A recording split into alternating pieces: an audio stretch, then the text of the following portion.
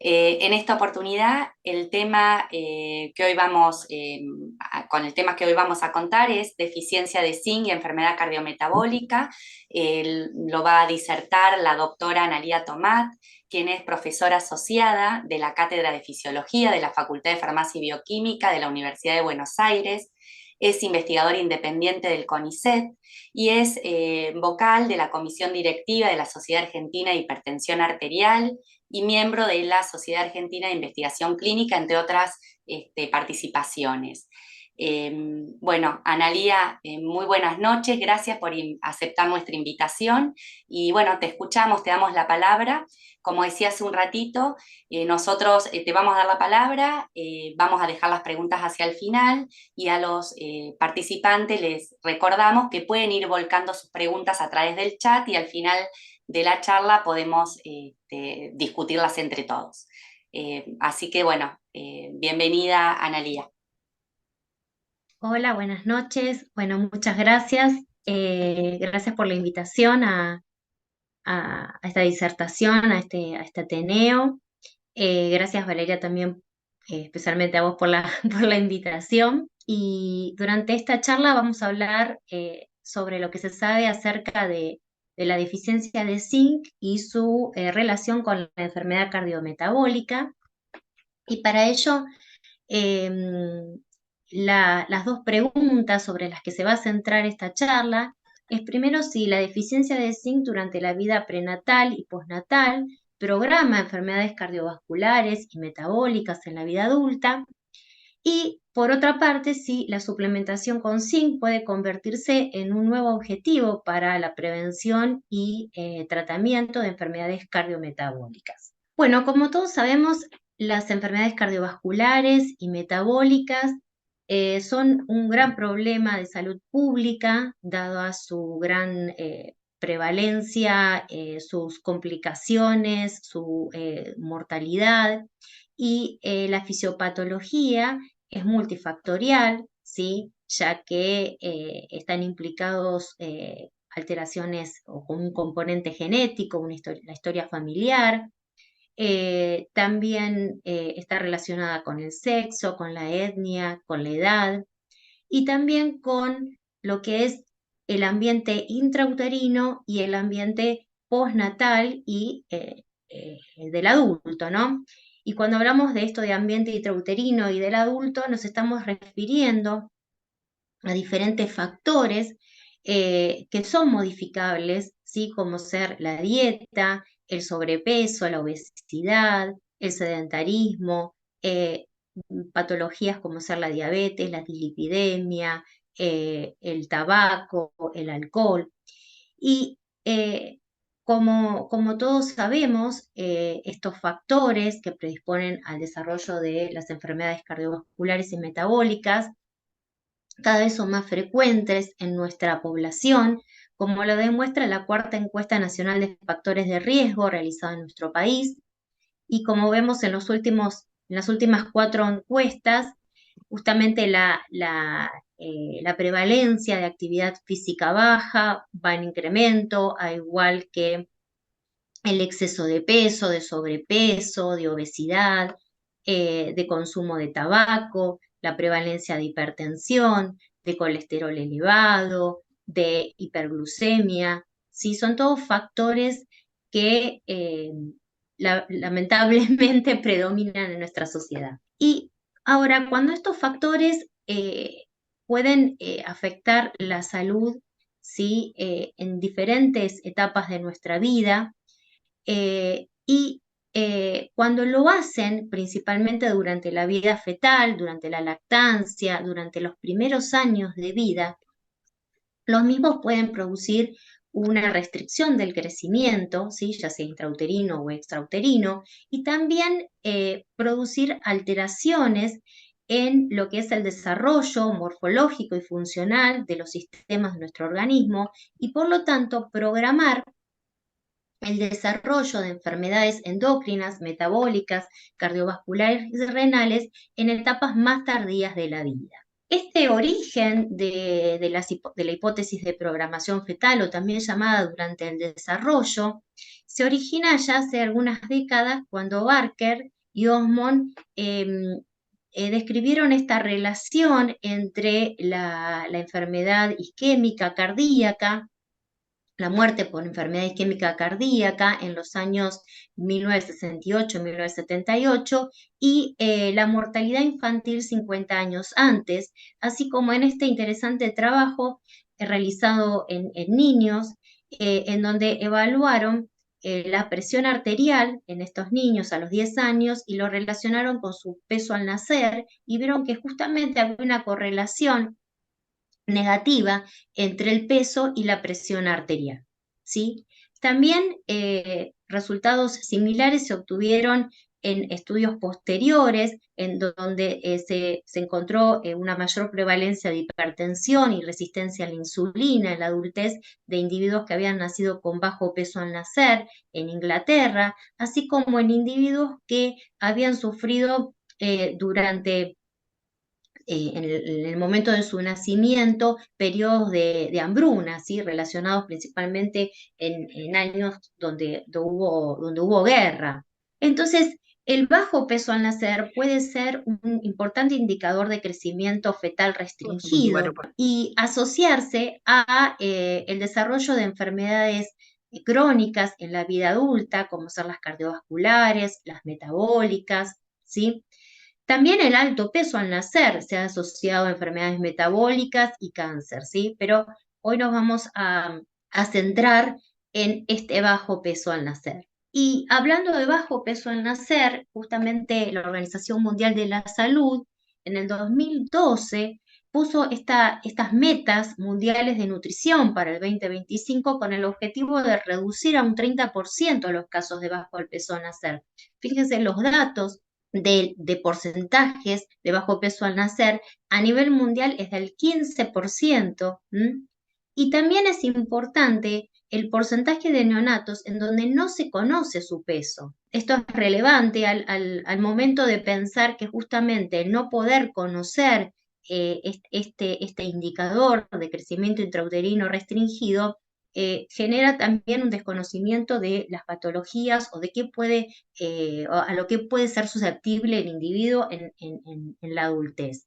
En la Argentina, estos datos son del 2014, se han observado que de los nacidos vivos, el 7,2% presentaba un peso menor de 2,5 kilos al nacer, el 1,2% menos de 1,5 kilos y el 8,5% eran prematuros. También es otra población a la cual es importante prestar atención, es decir, aquellos que nacen antes de las 37 semanas de gestación. Entonces, existen diferentes injurias ¿sí? durante la vida fetal, ya sea por desnutrición o sobrenutrición o como vimos antes, el cigarrillo, diferentes enfermedades, medicamentos o la polución, ¿sí? Pueden programar ¿sí? durante la vida fetal diferentes alteraciones morfológicas y funcionales que predisponen al desarrollo de estas enfermedades cardiovasculares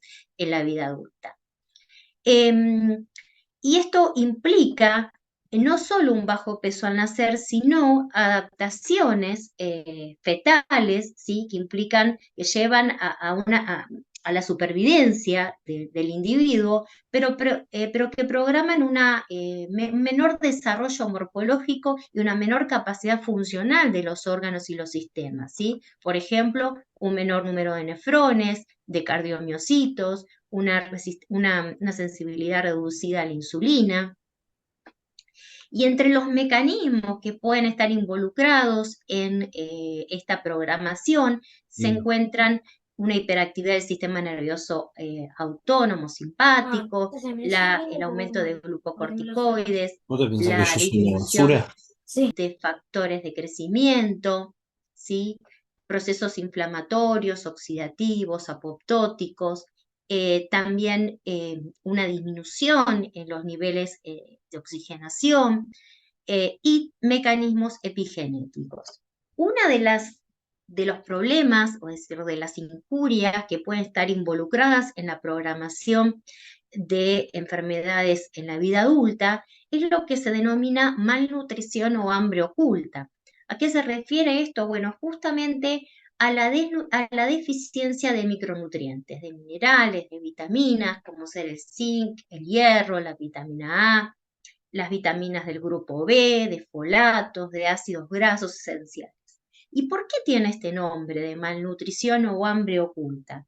Porque justamente, según la Organización Mundial de la Salud, se habla de la doble carga de la malnutrición.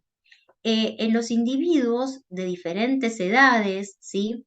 Y de diferentes partes del mundo, puede producirse una deficiencia de micronutrientes al mismo tiempo que el individuo puede presentar obesidad o sobrepeso. Es decir, que esta desnutrición de los micronutrientes está oculta, aparece desapercibida, pero está y ejerce sus acciones.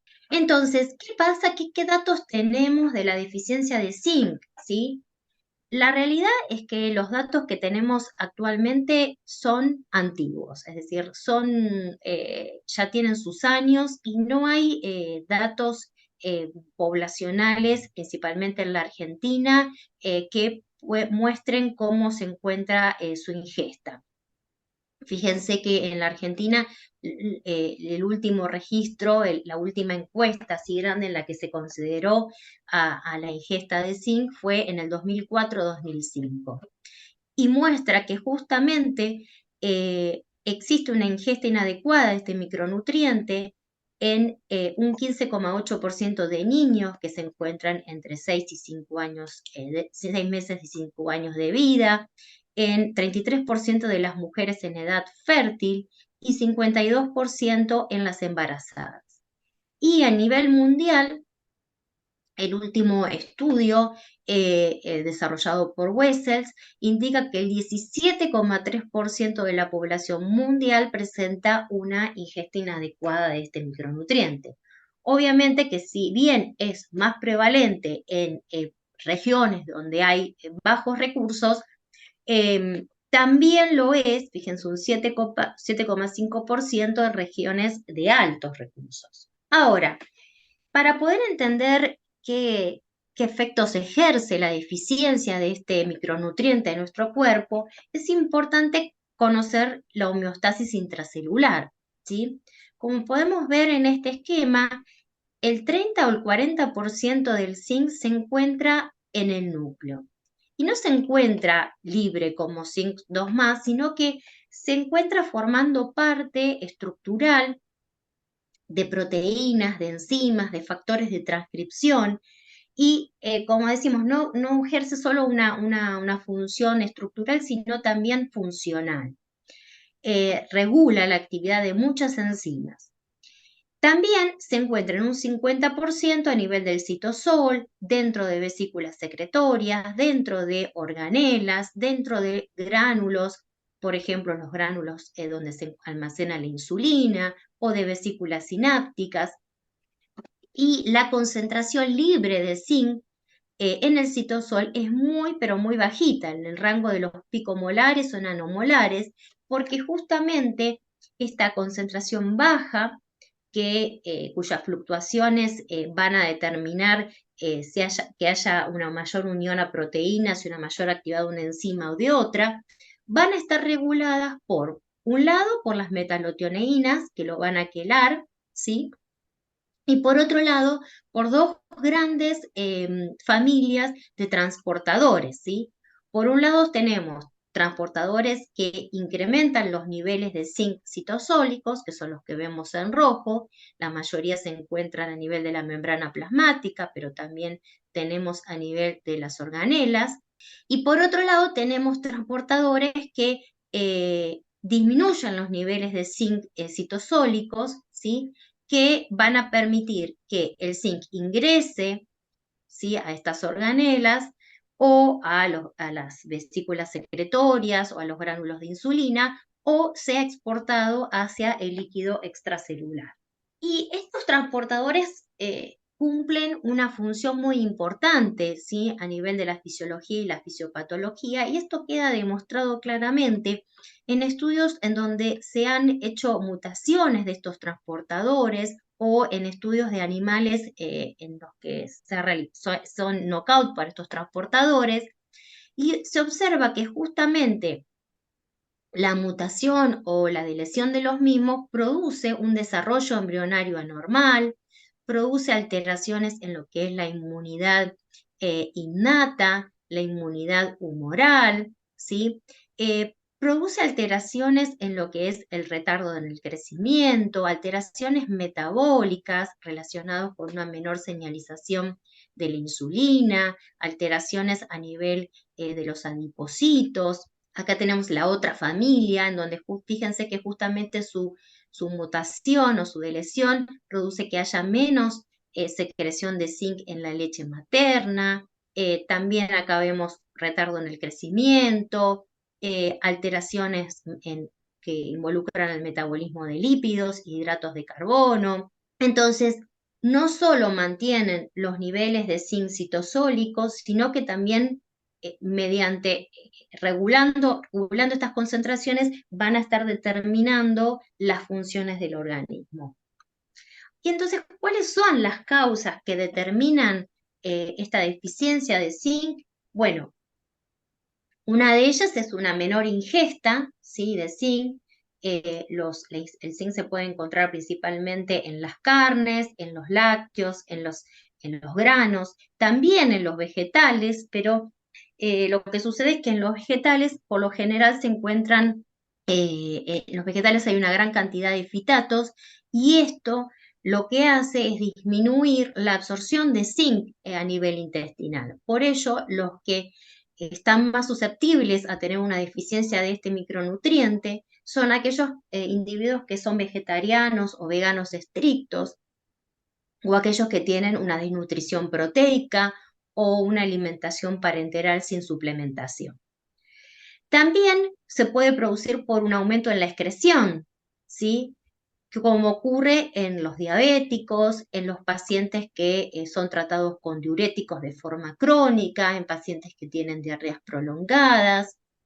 También está relacionada a enfermedades genéticas que, como vimos antes, se asocian a mutaciones en los genes que codifican para transportadores de zinc, por ejemplo, los transportadores que se encuentran en duodeno y yeyuno y que permiten la absorción intestinal de este micronutriente, o transportadores que los que permiten es la secreción de zinc hacia la leche materna. Y también puede deberse a una menor absorción intestinal, por ejemplo, las personas que presentan celiaquía o que han recibido una cirugía bariátrica. Y por otra parte, son más susceptibles a presentar deficiencia de zinc aquellos individuos en los que los requerimientos de zinc se encuentran aumentados. ¿Cuáles son las poblaciones? Bueno, las embarazadas, los recién nacidos, los lactantes. En las embarazadas, ¿por qué? Porque justamente las concentraciones de zinc en suero durante el embarazo van disminuyendo. Y esto se debe a un proceso de hemodilución o a un aumento de la captación de zinc por el tejido fetal y también una mayor excreción de zinc. Por eso, justamente en las embarazadas el requerimiento es mayor.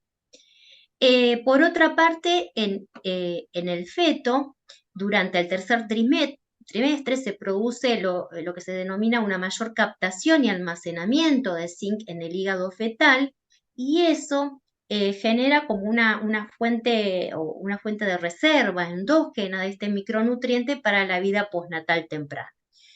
Por ello, aquellos bebés que han nacido en forma prematura y que no han podido almacenar adecuadamente esa cantidad de zinc pueden estar en riesgo. Y finalmente también los bebés prematuros que al alimentarse de leche materna, si bien la leche materna tiene una alta concentración de zinc, estos bebés pueden tener una menor maduración de su absorción, de su capacidad para absorber los nutrientes, y esto también puede contribuir a la deficiencia de zinc. Por eso decimos que estas son las poblaciones como más susceptibles, ¿no? El zinc es un micronutriente que va a ser muy importante para el desarrollo morfológico, funcional de diferentes sistemas, entre los cuales encontramos al sistema cardiovascular, metabólico, renal e inmunológico. ¿Y por qué? Porque, bueno, justamente está implicado en todos los procesos de proliferación y diferenciación celular, ya que estimula la síntesis de ADN, de ARN, de factores de crecimiento, está involucrado en lo que es la señalización de la hormona de crecimiento. Por otra parte, tiene importantes funciones antioxidantes, antiinflamatorias, antiapoptóticas, está implicado en la regulación de la inmunidad innata, adaptativa, y también, como dijimos antes, es un componente catalítico y estructural de muchas enzimas, de más de 300 enzimas, dentro de las cuales se encuentra la óxido nítrico sintasa y y la enzima convertidora de angiotensina, que como sabemos son enzimas muy importantes para lo que es la regulación de la función vascular, de la función cardíaca, renal. Entonces, en esta línea es importante las funciones que cumple el zinc a nivel del crecimiento, del desarrollo. Y esta tabla es muy importante porque les muestra la participación de diferentes micronutrientes en los distintos procesos que ocurren, ya sea desde la preconcepción, periconcepción, la preimplantación, ¿sí? La placenta y el feto. Y como vemos, el zinc va a estar involucrado en los procesos de preimplantación, implantación, en el metabolismo, en la transferencia de nutrientes a través de la placenta, en regular el estrés oxidativo, como dijimos antes, en los procesos de morfogénesis, organogénesis de diferentes tejidos. Por ello, consideramos a este micronutriente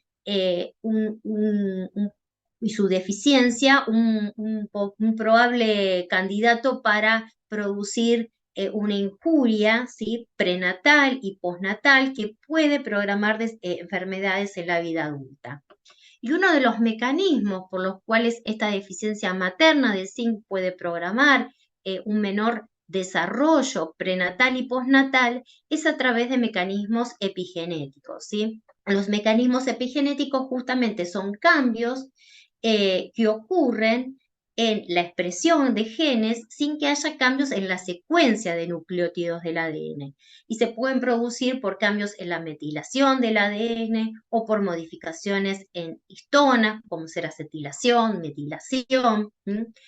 Y en estudios previos se ha demostrado justamente que la deficiencia de zinc lo que hace es disminuir la actividad de estas enzimas que transfieren los grupos metilos desde la S-adenosilmetionina, que es el dador de metilo, hacia el ADN o hacia las histonas. Entonces, justamente produce una hipometilación del ADN y las histonas, así como también está involucrado en una mayor acetilación de histonas.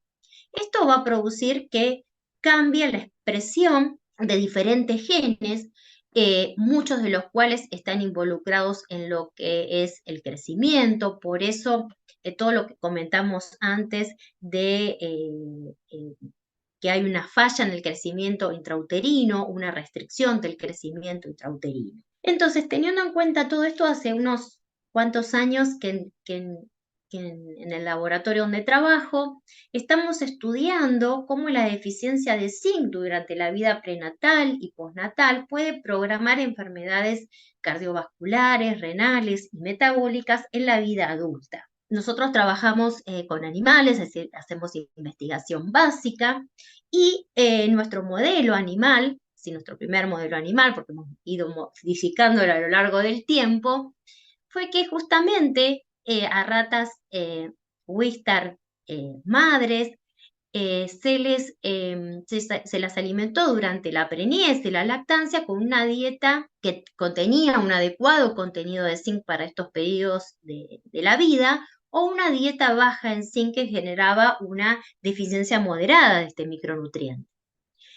Y luego se estudiaron a las crías de estas madres, ¿sí?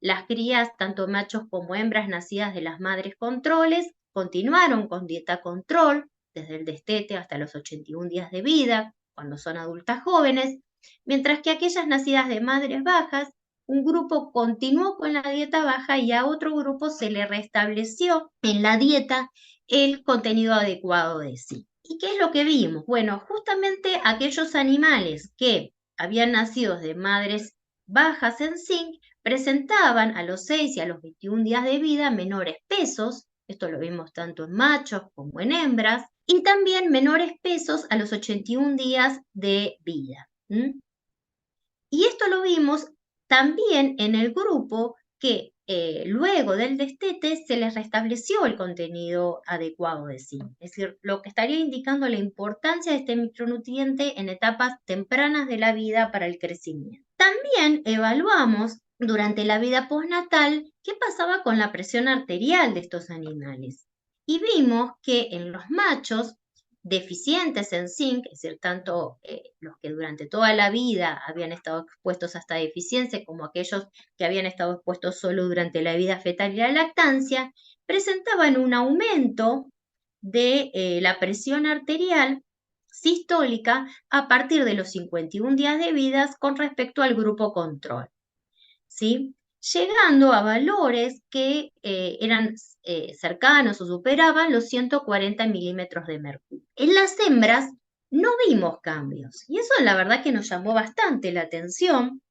Entonces fuimos a ver qué estaba pasando en otros modelos de programación fetal, inducidos por otras injurias, y vimos que también se observaban estas diferencias, que justamente eran los machos en donde se observaba este incremento de la presión arterial, mientras que en las hembras de las mismas edades no se observaba, permanecían normotensas, o la hipertensión aparecía más tardíamente. Y estas diferencias entre machos y hembras se sugiere que podrían deberse justamente a diferencias en el patrón de desarrollo genético, transcripcional y morfológico que ocurre desde la vida intrauterina, a diferencias en los tiempos que se requieren para el desarrollo, a mecanismos epigenéticos, como hemos comentado previamente, y también a la participación de las hormonas sexuales, ¿sí? Y por ello quisiera mostrarles los resultados de este interesante trabajo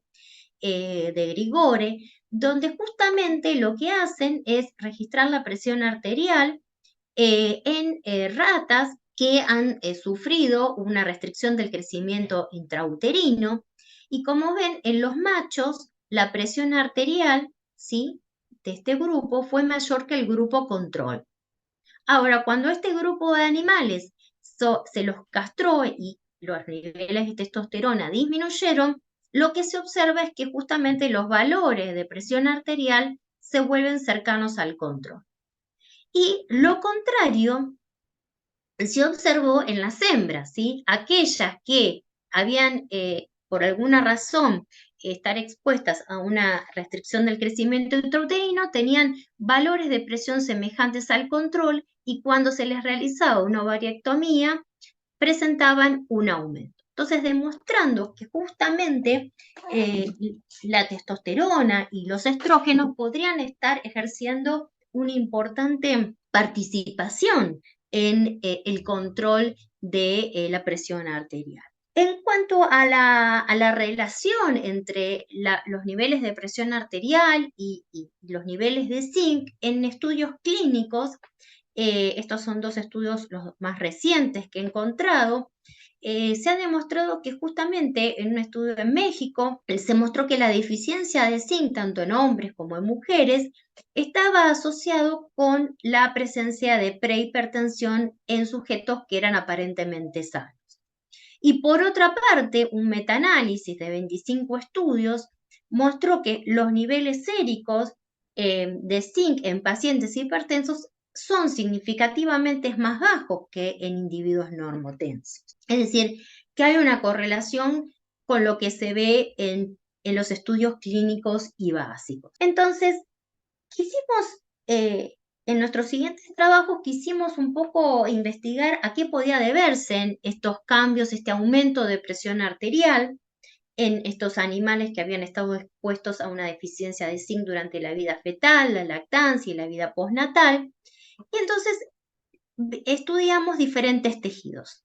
En el riñón, justamente, vimos que estos animales presentaban un menor número de glomérulos, una menor superficie de filtrado glomerular y por lo tanto una menor tasa de filtrado glomerular, y que estos cambios estaban asociados a un aumento del estrés oxidativo, a un aumento del número de células apoptóticas, a un mayor daño glomerular y tubular dado por la proteinuria, al desarrollo de fibrosis, a la disminución en la actividad del sistema del óxido nítrico y por otro lado también alteraciones vasculares, ¿sí? Dados por una menor actividad y expresión del óxido nítrico sintasa endotelial, una menor respuesta vasodilatadora dependiente del óxido nítrico, un remodelado hipertrófico en vasos de resistencia como los que se encuentran a nivel renal y cardíaco. Y todo esto podría conducir, podría predisponer a este aumento de la presión. A nivel cardíaco también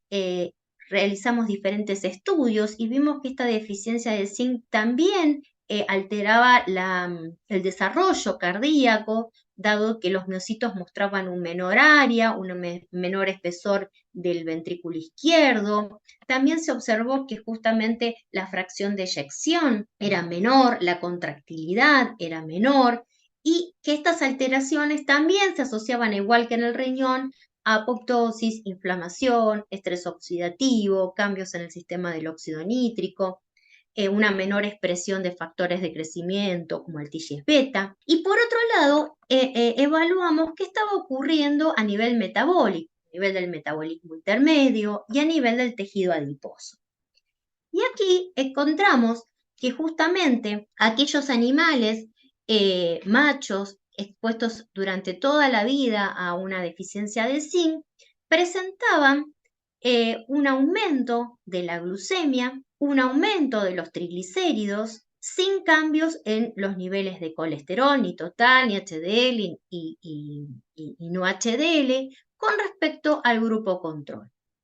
Y que justamente estas alteraciones en la glucemia y la trigliceridemia no se observaban en aquellos animales en los que el adecuado contenido de zinc se había restablecido luego del destete, ni tampoco se evidenciaban grandes cambios en las hembras. Entonces, esto nos llevó a pensar que justamente en este grupo de animales en donde vimos los cambios en la trigliceridemia, este aumento de la trigliceridemia podría estar contribuyendo también al riesgo cardiovascular, independientemente de los niveles de colesterol, y que las alteraciones en la glucemia podrían predisponer al desarrollo de diabetes tipo 2. También en estos animales realizamos la prueba de tolerancia oral a la glucosa y vimos en los machos que si bien el área bajo la curva fue similar para los tres grupos, al igual que para las hembras, en los machos que en algún momento de su vida habían estado expuestos a esta restricción dietaria de zinc, los niveles de glucemia a los 180 minutos no bajaban como el grupo control, no se hacían semejantes al pasar como el grupo control, sino que permanecían aumentados, indicando de alguna manera un aumento de la resistencia a la insulina. Entonces, ¿cuáles podrían ser las funciones del zinc en el metabolismo intermedio? ¿Cuál es la relación entre el zinc y la insulina? Bueno, lo que se sabe es que justamente el zinc cumple una función muy importante en las células beta pancreáticas en cuanto a lo que es tanto la síntesis de insulina, su almacenamiento y su secreción. Porque como pueden ver en este esquema, acá juegan también un importante rol los transportadores de zinc que vimos al principio. Justamente el ingreso de zinc a la célula beta pancreática permite, si estimula la síntesis de los transportadores GLUT2 que al traslocarse a la membrana de estas células beta permiten el ingreso de glucosa. Y como sabemos, esa glucosa va a generar un aumento de ATP y este ATP es el que va a dar la señal para que justamente se produzca la exocitosis de insulina de la célula beta pancreática. Por otra parte, es interesante el hecho de que la insulina ya comienza a sintetizarse en el aparato de Golgi, cuando se sintetiza como proinsulina, ya que comienza a asociarse con el zinc, formando complejos, ¿sí? Y en los gránulos, ¿sí? De esta célula, de insulina, donde se deposita la insulina está formando hexámeros que forman un complejo con zinc. Esto lo que permite es justamente reducir su solubilidad, hacer que sea más, provocar su cristalización y reducir la degradación de la insulina. Y por último, una vez exocitada la insulina, y luego de ejercer su acción, puede ser degradada en el hígado. Y se postula que justamente el zinc podría disminuir la degradación de insulina y de esta manera favorecer su acción en la circulación. Pero también el zinc se dice que es un agente o un factor insulino mimético. ¿Por qué? Porque justamente lo que hace es activar diferentes componentes de las vías de señalización de la insulina. Por un lado, lo que hace el zinc es favorecer la fosforilación de las cadenas beta, la fosforilación de los residuos de tirosina de las cadenas beta de la insulina, inhibir esta enzima, que es una fosfatasa que desfosforila, ¿sí?, a la subunidad beta del receptor de insulina, y entonces mantiene por más tiempo activo este receptor. Y por otra parte, también al activar diferentes enzimas va a aumentar la captación de glucosa, ya que favorece la traslocación de los transportadores GLUT4 a la membrana, la síntesis de glucógeno y inhibe la gluconeogénesis. Esto es muy importante y por otro lado se ha visto que los niveles séricos de zinc se encuentran disminuidos en pacientes diabéticos que no tienen un control adecuado de la glucemia, ¿sí? Justamente porque presentan una deficiencia, como dijimos antes, debido a la pérdida urinaria. Y a nivel del metabolismo lipídico, justamente el zinc, al ser insulinosímil, inhibe a la lipasa hormonosensible del tejido adiposo y de esta manera evita justamente que haya un flujo de ácidos grasos hacia el hígado y haya una excesiva síntesis de lipoproteínas. Así como también regula lo que es la síntesis del colesterol HDL, principalmente. En otros estudios, no en el nuestro, se ha visto que justamente ratas que tienen una deficiencia de zinc presentan una reducción de colesterol HDL, así como la ApoE, la ApoA. Entonces, teniendo en cuenta esto, nos pareció interesante eh, eh, este resultado en cuanto a que la deficiencia de zinc también durante la vida fetal y postnatal pudo exacerbar algunas de las alteraciones metabólicas que se observaron durante el crecimiento postdestete. Y se observó que justamente en aquellos animales que habían recibido una deficiencia de zinc y un exceso de grasas durante el crecimiento postdestete, presentaban mayores niveles de glucemia respecto a los que solo presentaban una deficiencia de zinc o solo habían recibido el aporte de un exceso de grasa.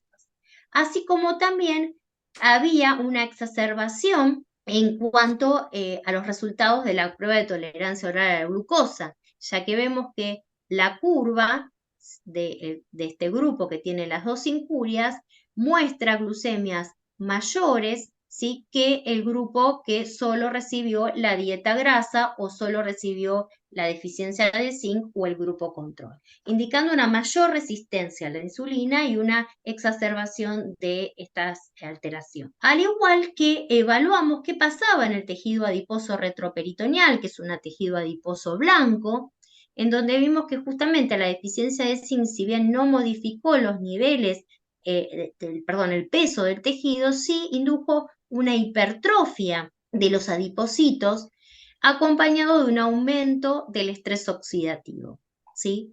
Y por otro lado, en los animales alimentados con dietas grasas, se vio el aumento del peso, la hipertrofia, que fue mayor en los animales que estuvieron expuestos a las dos injurias, así como también un aumento del estrés oxidativo. Esta hipertrofia y este aumento del estado oxidativo podría estar relacionado con un aumento de procesos inflamatorios, una mayor resistencia a la insulina, ¿sí?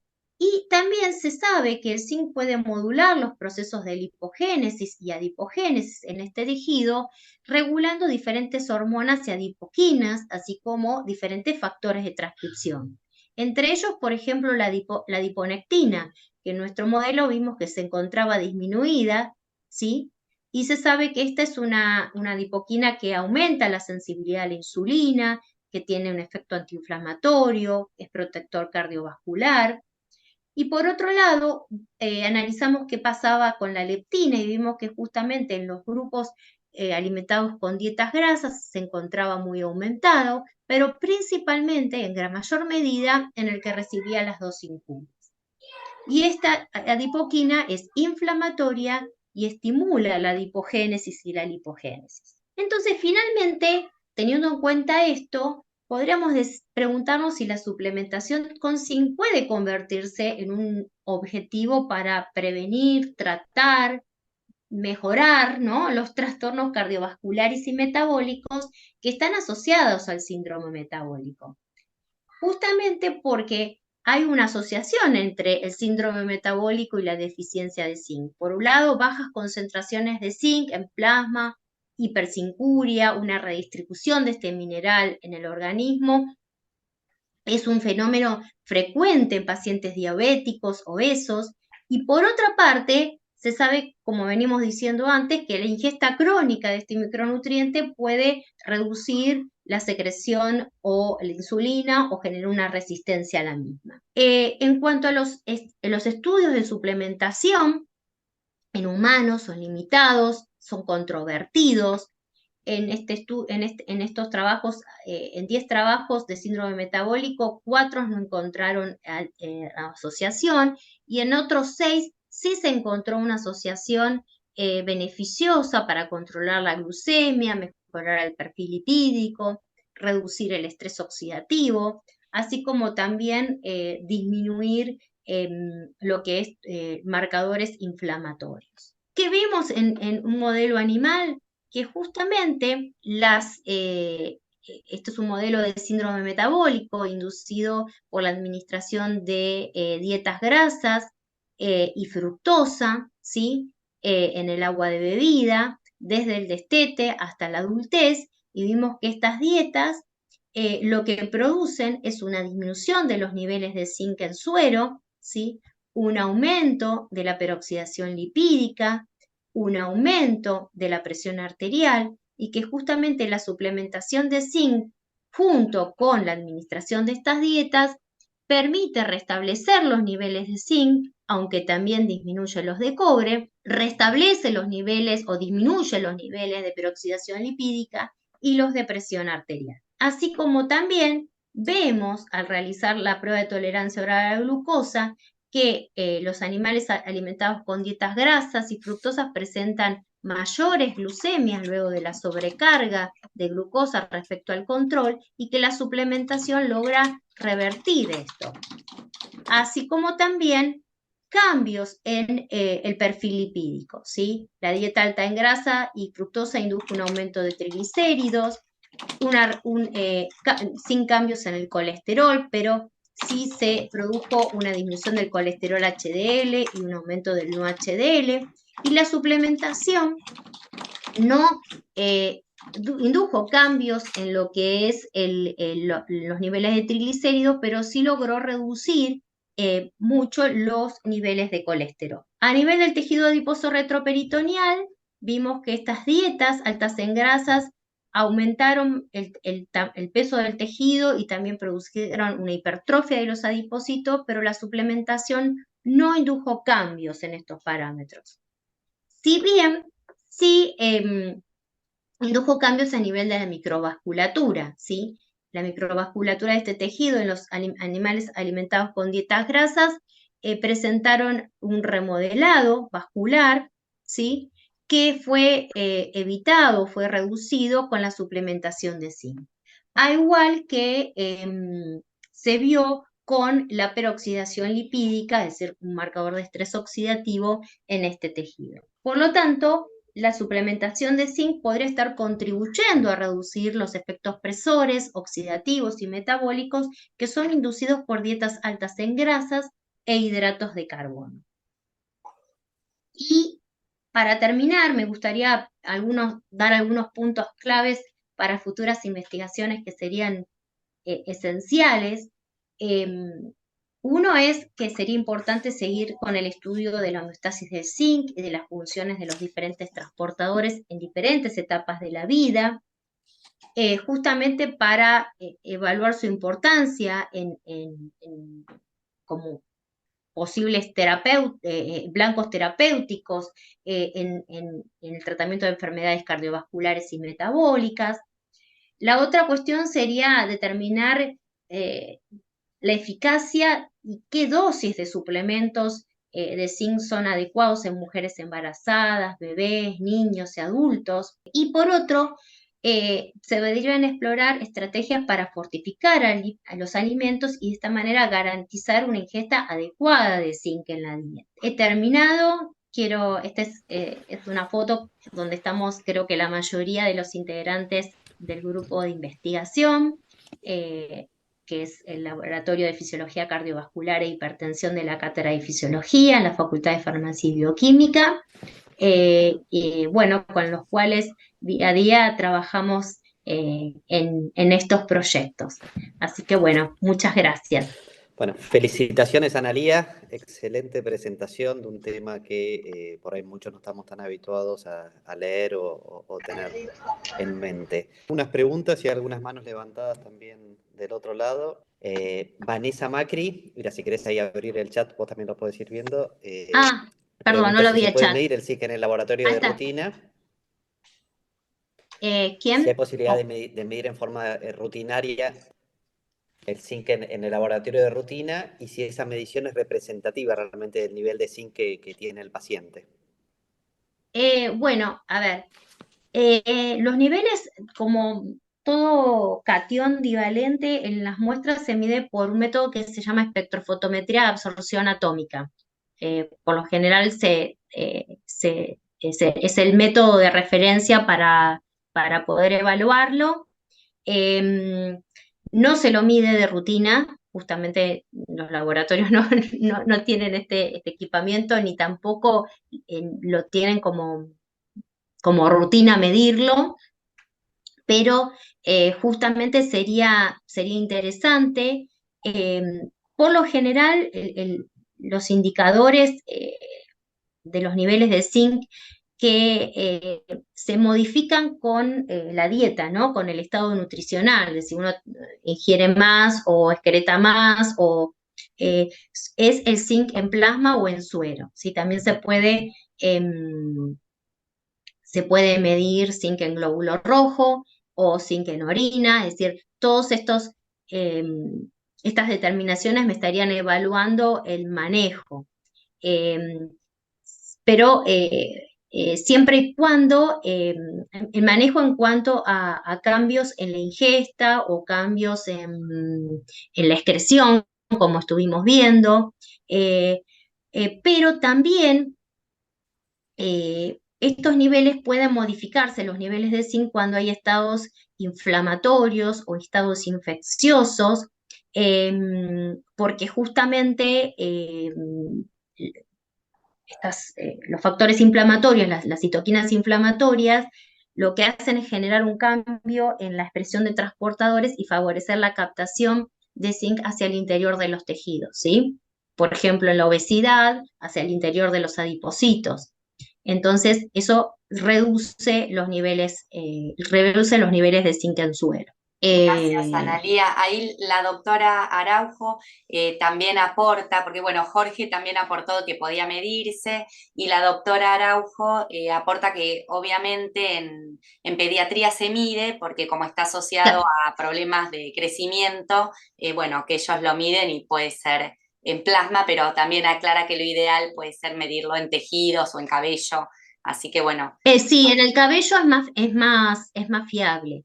la verdad que es más fiable. Sí, una de las poblaciones donde más se tiene que medir es en los niños, Pediatría. ¿no? Claro. Perfecto.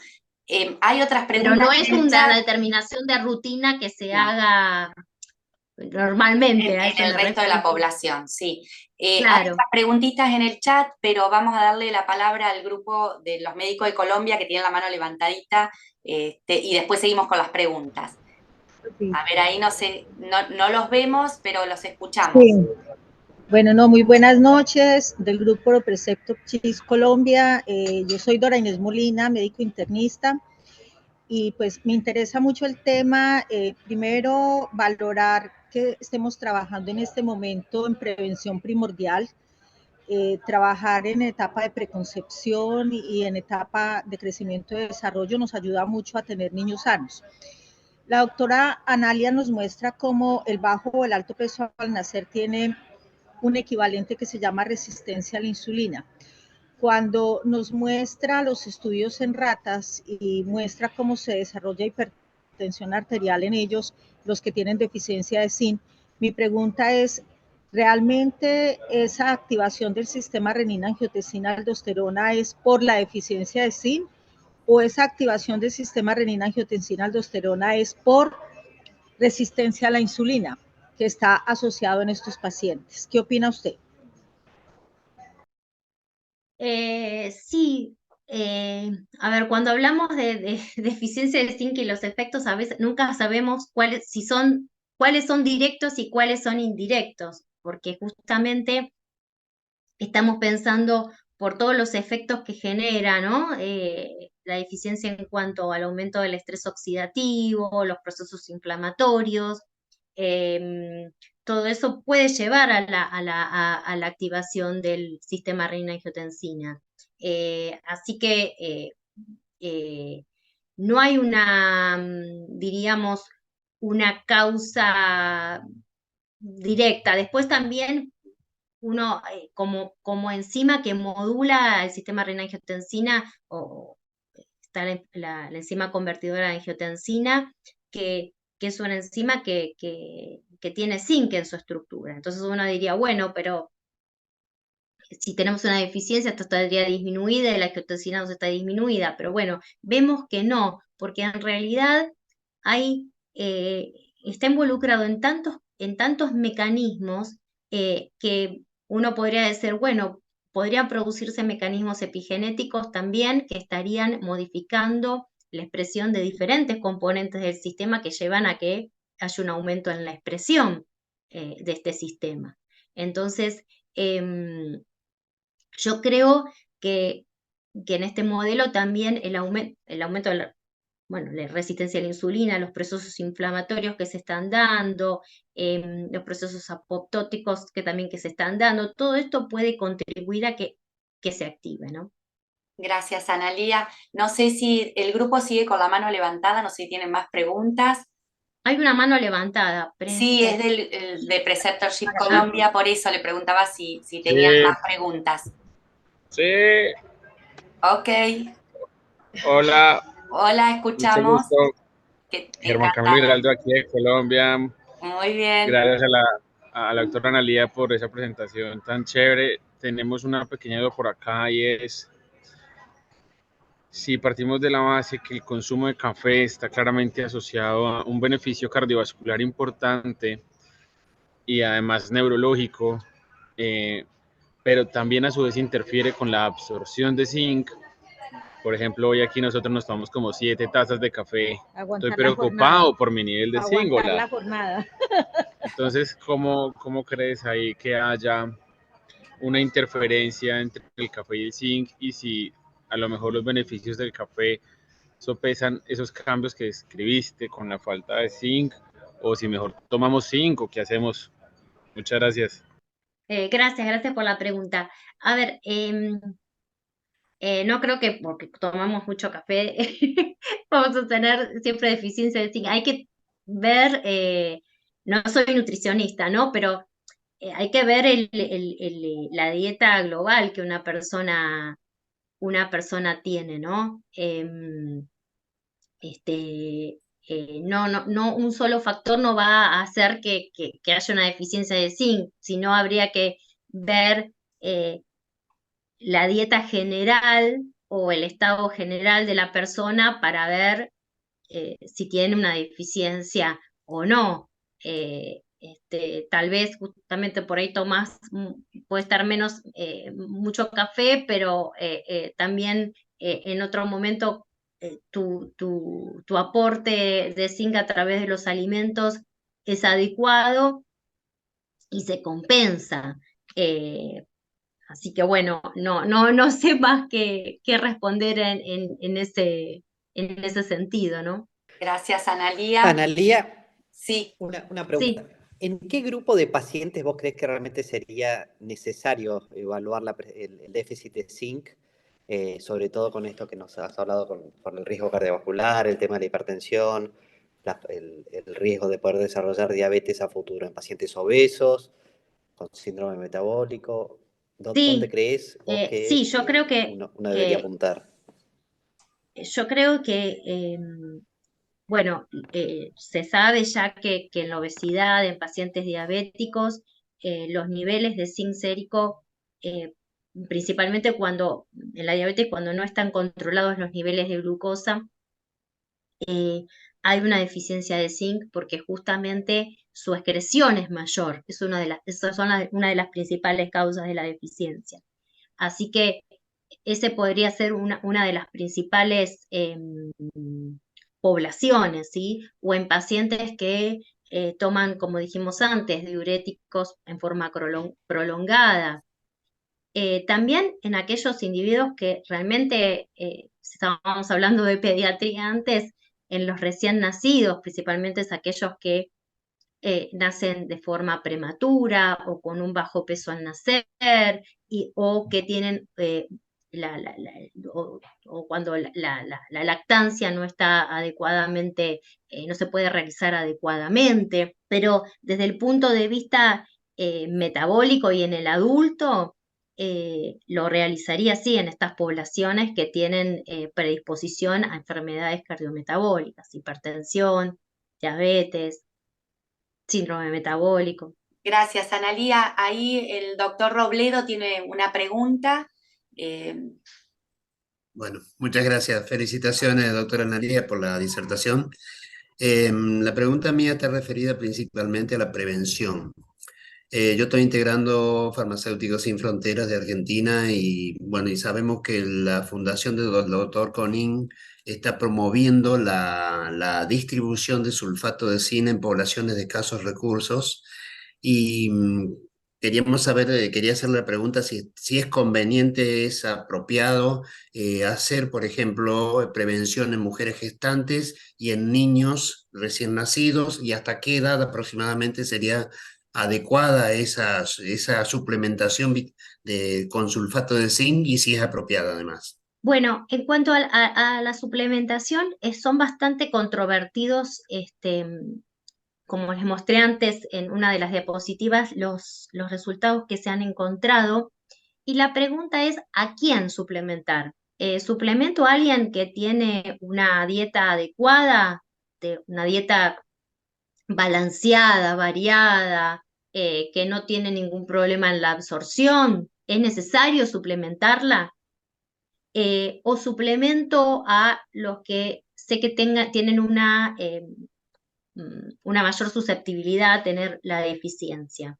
Eh, Muchos estudios lo que en cuanto a crecimiento han visto que justamente los mayores efectos de la suplementación están dados en personas que realmente tienen la deficiencia y no en las que no la tienen, ¿sí? La homeostasis del zinc el cuerpo es muy, muy sabio, ¿no? Si ingiere más, va a excretar más. Si ingiere menos, va a excretar menos. La cuestión es cuando no alcanza eso que ingiere y hay un déficit sustancial a nivel de las funciones que tiene que cumplir. Entonces, Yo lo que considero es que, sí, una de las maneras de suplementar es esa, con sulfatos, pero em, creo que como en todo, en el embarazo principalmente, eh, la suplementación tiene que estar realmente si se necesita y si la persona no va a poder cumplir con una dieta, ¿no? Que realmente cubra las necesidades de micronutrientes, de este micronutriente como de otros micronutrientes o de macronutrientes también. Entonces, considero eso, es decir, no suplementar por suplementar, porque además suplementar con un solo micronutriente, ahí es otra de las grandes eh, cuestiones, ¿no? ¿Por qué? Porque justamente, no sé si ustedes vieron en el trabajo que mostré de la suplementación en las ratas, cuando uno suplementa con dosis de zinc, puede producir la menor absorción de otro catión divalente, de otros cationes divalentes, por ejemplo, el cobre. Entonces, uno está aportando más zinc, por ejemplo, pero está generando la deficiencia de otro catión divalente. Entonces, la suplementación tiene que ser una dosis tal que no genere esa disminución en la absorción de otro catión divalente como el cobre, ¿sí? Porque si no estaríamos generando otras alteraciones.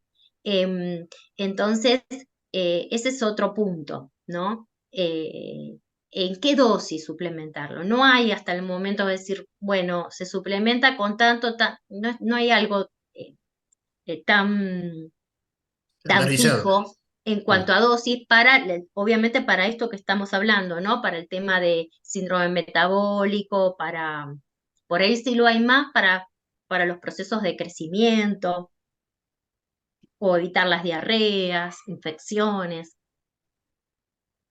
Muchas gracias, doctora. Bueno, Analía, muchísimas gracias. Ya por el tiempo vamos a tener que ir cerrando, así que la verdad que te agradecemos muchísimo la participación. Una Bueno, excelente disertación, ¿eh? La verdad que hemos tenido varias preguntas, seguramente quedarán algunas. Esta presentación, como dijimos al principio, va a quedar grabada y subida a la página web de la Sociedad Argentina de Lípidos en los próximos días, para si alguno quiere reverla o escucharla. Sé que algunos se pueden conectar un poquito más tarde. De parte de la sociedad, avisarles que el próximo mes no vamos a tener Ateneo, ya que estamos haciendo las jornadas anuales que se realizan el 28 de septiembre en el Paseo de la Plaza. Van a ser presenciales y en forma virtual. La inscripción es a través de la página, así que bueno, están todos invitados el 28 de septiembre a estar en jornada, que vamos a contar también con la presencia de un expresidente, el doctor Catapano, de la Sociedad Europea de Aterosclerosis. Así que bueno, gracias a todos, gracias Analía y nos estamos viendo. Y los esperamos. Gracias, bueno, Analía. Un placer. muchas Como gracias a siempre. ustedes por escucharme. Gracias. Bueno, muchas gracias a todos los presentes. Buenas noches.